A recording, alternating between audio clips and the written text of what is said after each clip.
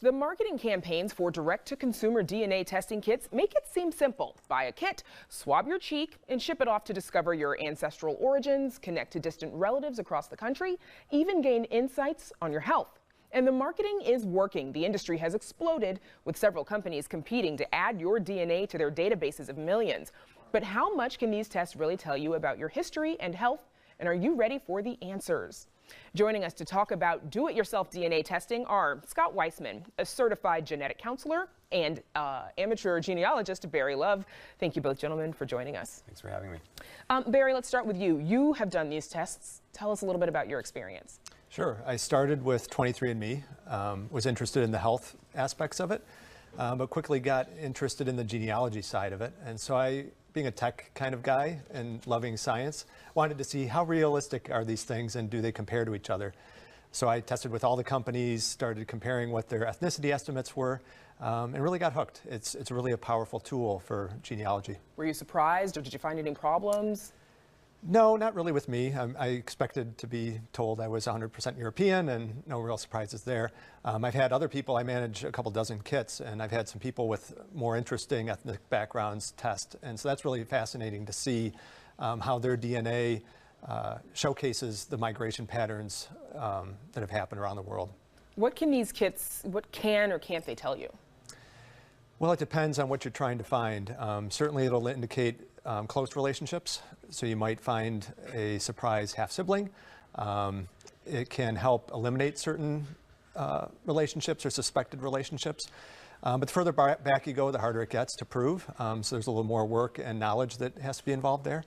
But it becomes fascinating. Once you know a little bit about how DNA is inherited, you can really start to separate who your matches are and figure out exactly what the relationship is. And Scott, let's get you in here. What does a genetic counselor do? So a genetic counselor meets with individuals and families that want to know more about their risk of developing certain diseases. So we may explain what the disease is, how it gets passed from generation to generation, if there's genetic testing available for it, and then really what do you do with the information? You know, how do you manage that disease? How do you prevent certain things from happening? And then we also spend time talking about some of the psychosocial issues that may come up, the impact of finding out there may be risk, or you know, if you find out you're at risk but your sibling isn't, and how those dynamics may play out. So we really walk families through the process to make sure that they're really well informed before they decide whether or not they want to pursue a genetic test. Give us an explainer, if you would, on how these DNA tests work. So it is pretty simple, just like you described it. You basically get a kit sent to your home. It has a special tube in it that you literally just spit into. There's a special chemical that you end up putting into the tube to kind of maintain the cells. And then you package it up, send it back to the laboratories, and typically you have results within a couple of weeks. And there are 3 different types of DNA testing?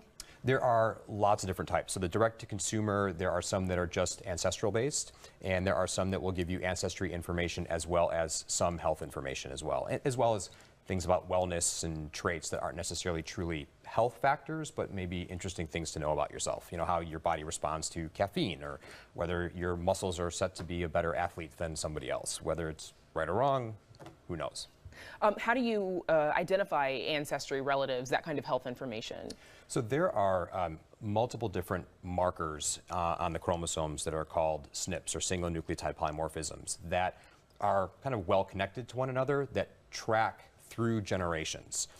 They are on kind of the main chromosomes, they're on the sex chromosomes that men and women share a little bit differently, and they can be in a special type of part of the cell called the mitochondria, where that information you typically get from your mothers, and they can typically track through the Y chromosome, which you get from your father.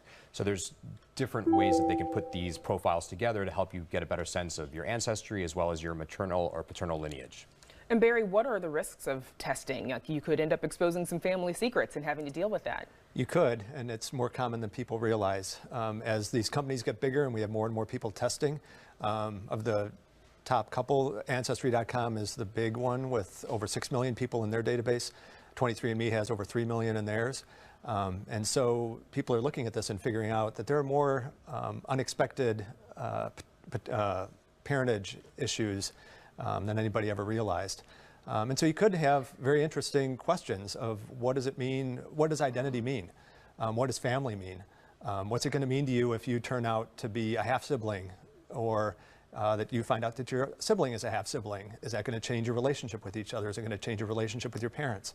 So people need to think about what these surprises, everybody says it's not going to happen to my family, and then they get surprised when it does. And then it does.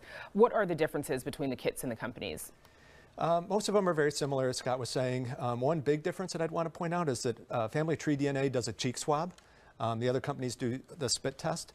The cheek swab is important because, especially if you're testing the oldest generations first, which is a big tip, a lot of elderly people have trouble producing enough saliva for the spit tests, so the cheek swab can be useful for that. Also, I have an uncle who had cancer and could not produce saliva, so we had to do that test with him.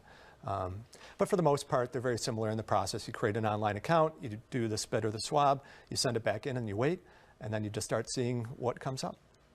Scott, now only 23andMe, we've heard about that one a lot. That's the only one that offers health info testing. What can someone learn from that kind of test? So the health information that you can get out of the 23andMe test are kind of two types. The first is they test for about 40 different conditions to see if you're a carrier of the condition. So these are conditions where you may not actually have the condition, but if you and your partner are carriers for the same condition, it's possible that you can then have a child with that genetic disorder. So like I said, about 40 different conditions for carrier status. And then the FDA just approved 23andMe in April of this last year to look at 10 different health conditions. Right now they've rolled out about 7 of them, but it's things like Alzheimer's, Parkinson's disease, give you information about celiac, whether it increased risk for developing clots. It can look at something called hemochromatosis, which is a condition where your body stores additional iron. It can lead to problems. So it's not a lot of health information, but it's certainly more information than you'll get from any of the other tests that are out there. What are the risks for testing for that kind of data? So I would say there aren't really a lot of risks in the sense of if you know what you're getting into, right? So if you just kind of spit in the tube and say, oh, I'm going to get this interesting information about myself, you could be surprised by some of the information, especially with conditions like Alzheimer's or Parkinson's disease, where there really is no thing you can do, nothing you can do preventative, nothing you can do to really cure the disease. It may just happen. So, the risks tend to be a little bit more, I think, psychosocial in terms of what am I going to do with that information? If I find it out, do I really want to know it? There are state and federal laws that help protect against anything in terms of discrimination with respect to health insurance, but there are no protections for things like life insurance in certain states. Like in the state of Illinois, there is no law that protects a life insurance company from using your genetic test results for potentially, making policy or coverage decisions based on that information.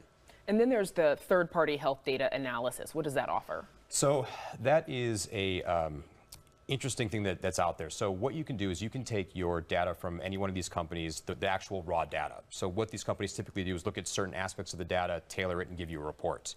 So the third-party companies, you can send them all of the data, and then they can produce a report of other conditions, diseases, traits that you may be at risk for. The problem is that there isn't really a lot of congruency between the laboratory and these third-party software. So they're not working together, they're really working separately. So quite often, people can put the information through and they're finding information out that may not actually be accurate. So it may tell them they're at increased risk for cancer when in fact it's really just a false positive. So the third-party tools, I really kind of caution people against using them because it really, we don't know exactly how accurate it is. And in fact, a recent study came out that showed about 40% of the information that you get out of that third-party data is incorrect and not verified. And then there are obviously concerns about security and other parties being able to access your information, either to sell you something, or my concern would be, like, is the insurance company going to deny me one day? Right.